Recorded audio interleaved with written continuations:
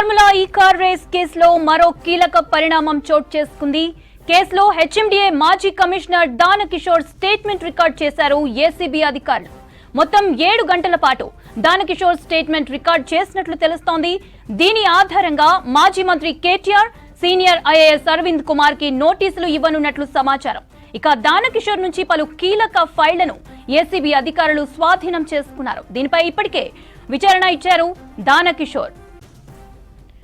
Formula ఈ car race కేసులో మరో కీలక పరిణామం చోటు చేసుకుంది. కేసులో హెచ్ఎండిఏ మాజీ కమిషనర్ దానకిషోర్ స్టేట్మెంట్ రికార్డ్ చేశారు ఏసీబీ అధికారులు. మొత్తం 7 గంటల పాటు దానకిషోర్ స్టేట్మెంట్ రికార్డ్ చేసినట్లు తెలుస్తోంది.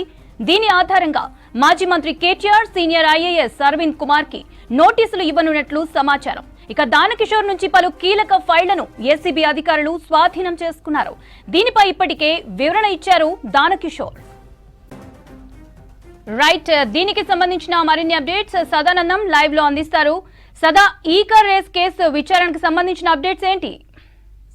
ఈ ఫార్ములా రేస్ కేసులో మరో స్టెప్ ముందుకు పడిందని చెప్పుకోవచ్చు. ఎందుకంటే ఈ కేసులో ఎవరైతే కంప్లైనెంట్ ఉన్నారో ఎంఏడి ప్రిన్సిపల్ సెక్రటరీ దానకిషోర్ సంబంధించిన స్టేట్మెంట్ను ఏసీబీ రికార్డ్ చేసింది. సో యాక్చువల్గా దానకిషోర్ ఇచ్చిన కంప్లైంట్ మేరకే గవర్నమెంట్ నుంచి వచ్చిన కాపీస్ ద్వారా ఏసీబీ ఈ కేసు నమోదు చేసింది. సో ఈ ఏసీబీ కేసు నమోదు చేస్తుంది కాబట్టి సో ఏ అంశాలను పరిగణలోకి తీసుకోవాలనేది పూర్తిగా దానకిషోర్ నుంచి వివరాలు రావాలి. కాబట్టి నిన్న సుమారు 7 గంటల పాటు దానకిషోర్కు సంబంధించిన స్టేట్మెంట్ని ఏసీబీ రికార్డ్ చేసింది. సో దీనిలో ముఖ్యంగా ఇటు హెచ్ఎండిఏకి సంబంధించిన అకౌంట్ నుంచి విదేశీ కంపెనీకి ఎన్ని నిధులు ట్రాన్స్ఫర్ అయ్యాయి, ఏ ఫార్మాట్లో ట్రాన్స్ఫర్ అయ్యాయి, ఎవరు చెప్తే ట్రాన్స్ఫర్ అయ్యాయి అనే అంశాలను ఎక్కువగా ఏసీబీ దానకిషోర్ నుంచి వివరాలు సేకరించింది. సో దీనిలో ముఖ్యంగా ఈఎఫ్ఓ కంపెనీకి కేటీఆర్ ఆదేశాల మేరకు అప్పటి అరవింద్ కుమార్ చెప్తే ఈ ఫండ్స్ అన్ని కూడా పూర్తిగా ట్రాన్స్ఫర్ అయిపోయాయి. దీనిలో మొత్తం 47 crores ఒకసారి, మిగతా 8 crores ఒకసారి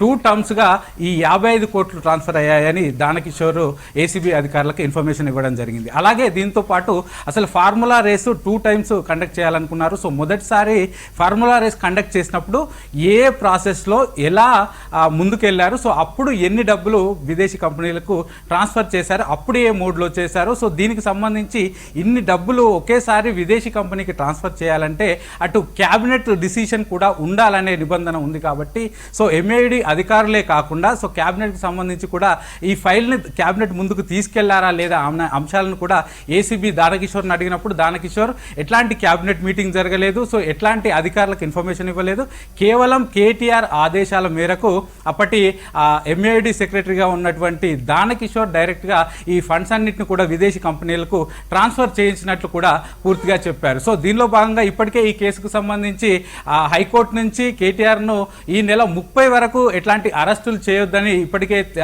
తేల్చి చెప్పింది.